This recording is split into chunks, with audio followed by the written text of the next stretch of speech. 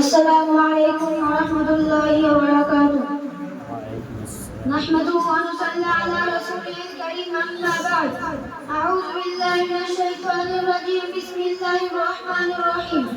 أما أرسلناك إلا رحمة للعالمين. صدق الله العظيم. সর্বপ্রথম প্রশংসা সেই মহান আল্লাহ রব্বুল আলামিনের দরবারে যিনি আমাদেরকে পাক পবিত্র মসজিদে বসে তৌফিক দান করেছেন। সকলে তার দরবারে শুকরিয়া শুকর বলি আলহামদুলিল্লাহ। তারপর পরে জানাই যে নবীকে সৃষ্টি না করিলে আমি আপনি পশু পাখি গাছপালা এমন কারো রাজার মুখর কিছুই সৃষ্টি হতো না। তার দরবারে দুরুদ নাযিল বলি সাল্লাল্লাহু আলাইহি ওয়াসাল্লাম।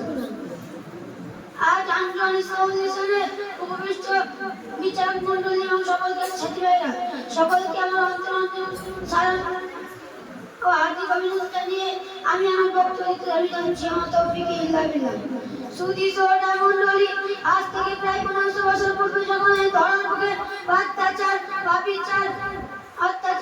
ফিতনাবাসীদের মধ্যে গোটা পৃথিবী যখন ঘোর অন্ধকারের মধ্যে ছিল, সেই সময় মানুষ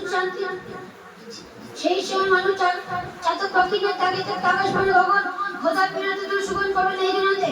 ঠিক সেই সময় আরো কিছু ভক্ত না করে মা আমিনার কোলে করে 570 খ্রিস্টাব্দে বিশ্বনবী সাল্লাল্লাহু আলাইহি ওয়াসাল্লাম আবির্ভাব হলেন। যে বিশ্বনবী সাল্লাল্লাহু আলাইহি ওয়াসাল্লাম যে আবির্ভাব হলেন, সে যুগে মানুষ ছিল পুকুরের থেকে লোভী, আদিবাসী বিরক্ত এবং সিংহের থেকে হিংস্র। এমনকি তারা মানুষকে মানুষ বলে মনে করতো না। নারী জাতি ছিল না কোনো মর্যাদা। ফুলের 9 ফুট পেলে শিশুকে জীবন ধারণ করতে ঘরে অন্ধকার করবে, সে কি আমাদের শিক্ষা ছাড়া বিচার।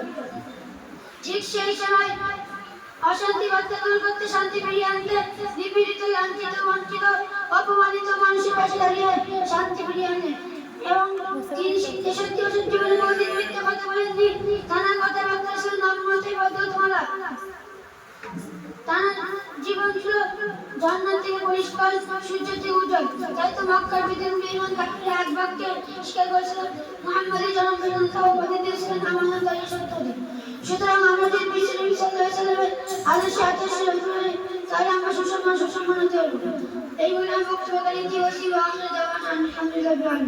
আসসালামু আলাইকুম ওয়া রাহমাতুল্লাহ।